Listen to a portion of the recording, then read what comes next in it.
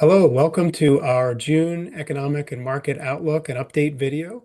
My name is Derek Varner, and I'm joined by my friend and colleague Mike Allison today. We're going to give you an overview of what's been happening in the markets and the economy so far in 2025, and we're going to talk about what we might see on the road ahead for the rest of the year. So we have a lot to cover, so we'll get right into it. But first, Mike, how are you? Thank you for I'm, joining. I'm doing well. It's good to see you. Yep, you as well. So we've been through a lot this year so far. We've seen kind of markets up and down and sideways. We've seen a lot of dispersion across different asset classes, and that's really been driven, I think, primarily due to the tariff negotiations that are still ongoing as of the recording of this video in early July. But I'm happy to report that in general, markets are higher. The S&P is higher by about 6% through mid-year. And other asset classes like dividend stocks are higher. Foreign stocks are higher by quite a lot because of a decline in the US dollar, which we'll touch on some of the implications for that and why that's occurring. And even bonds are having a good year after interest rates have seemingly stabilized for the time being. So, Mike, what are your thoughts on what we've seen so far? Yeah, I think it's been a lot of sort of intra-period volatility, but you know, if you look over the course of the full 6 months, it's been a fairly constructive market. And as you mentioned, some of the lagging asset classes like dividend-paying stocks and international equities have sort of had a bit of a catch up, and they were certainly due for that from, certainly very attractively valued versus maybe say large cap US growth stocks. So a broadening out of participation, which is, healthy. And I think as we peer into the second half, it could very well be more of the same. Yep. Well said. But I think what's important to note is that none of the gains we've experienced so far this year occurred in a straight line. So as you can see on the screen, technology stocks, for example, which are doing well again, up about 9% as a basket, were up about and did very well in 2024. We're down almost 25% through April. So we've seen a lot of volatility in different parts of the market. And I think this is a really important point that I want to reiterate now that markets do go through periods of volatility. They ebb and flow. They never move in a straight line.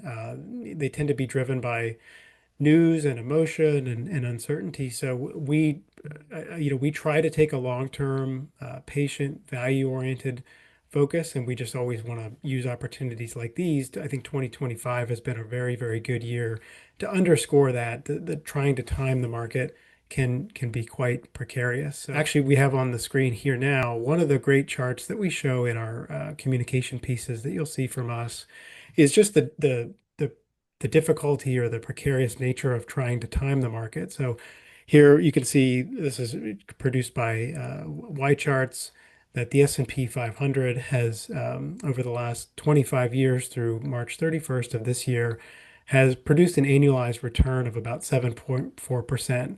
But if you try to time the market and just miss the 10 best days, your result was almost cut in half because of market timing and just missing those ten best days. And we saw one of those in April. We got a very sharp recovery where the market was up fairly significantly in just one day. So we try to lean into areas where we see value, lean out of areas where we see risk, and take a long-term focus. But rarely will you see us ever completely remove ourselves from the market. But Mike, do you have any thoughts you'd like to add there?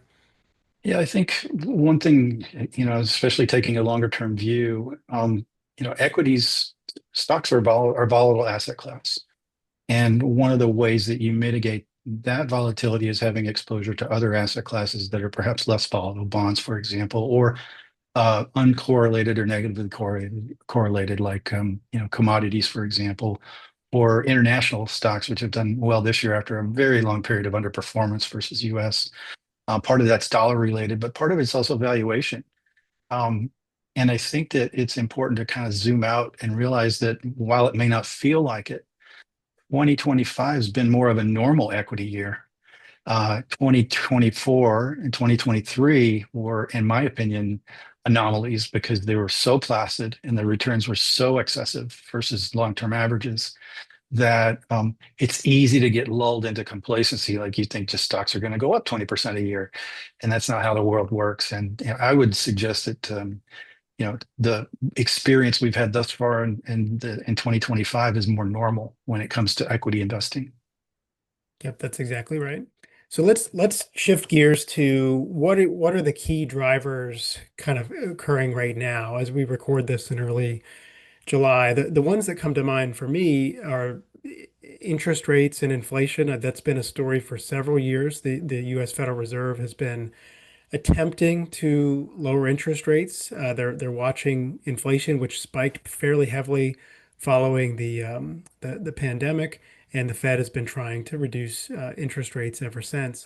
They've paused this year, I think, in part because inflation, while it has moved closer to their long-term target of say 2 to 3% year over year, as measured by the Consumer Price Index, I think there's been some uncertainty with respect to the economy is continuing to prove resilient despite uncertainty, but also the tariffs have really elevated that amount of uncertainty. So the Fed is, as you can see here on the screen, they've paused interest rate reductions. They were moving down at a reasonable pace and now have kind of taken more of a wait and see approach. They've communicated that they may lower interest rates by another 25 to 50 basis points through the rest of 2025. But I think they're still very data dependent is the term that they would like to use. The uh, the U.S. Congress is working on approving a budget bill, and we still are we're waiting to see what will happen with all the different tariff negotiations. So, as you've said, Mike, a lot of different crosswinds and cross currents. Any thoughts on how all this shakes out with respect to markets and what folks should be watching for? I think as we always talk about, fundamentals are what drive stocks, stock returns in other asset classes, but fundamentals really are about economic growth. And that's what drives corporate earnings, corporate profits, and that's what ultimately drives equity prices and equity returns over the course of time. And I think that, the Fed, for example, is sort of between a rock and a hard place a little bit because the economy is not weakening as some would suggest that maybe restrictive monetary policy would make happen. But also at the same time, the fiscal side of things, the fiscal spending, which has been so significant since the beginning of the pandemic, even prior to that, but certainly, coming out of the pandemic and even until now in the current bill, there's concern about, runaway government spending and what does that mean? And I think there's a couple of ways this could go if the current legislation, which does appear to add to the deficit, but also the making permanent of the tax cuts from 2017, some of the regulatory relief that is quite significant, particularly for Main Street and small businesses, to the extent that drives an acceleration of economic growth, which I think is what a lot of people who are proponents of this bill and supporters of this bill are counting on. That goes a long way to dealing with the deficit. I think the tariffs could play a role, but I think it's a much more minor role than some people may have thought 6 months ago. And so the trick is reining in fiscal spending, which doesn't appear to be in the near term cards. But to the extent that we have an acceleration of economic growth and productivity increases that are driven by infrastructure investment as well as the expanding incorporation of artificial intelligence across all different industries, that's a relief on the other side of that. So economic growth and lower taxes or accelerate economic growth as well. And so that's one of the sort of the longer term drivers of fiscal health for the country. Yeah, that's well said. So To put you on the spot, how are you bullish? Are you bearish? Are you neutral for the rest of the year? I have my own opinion, but I'd love to hear yours.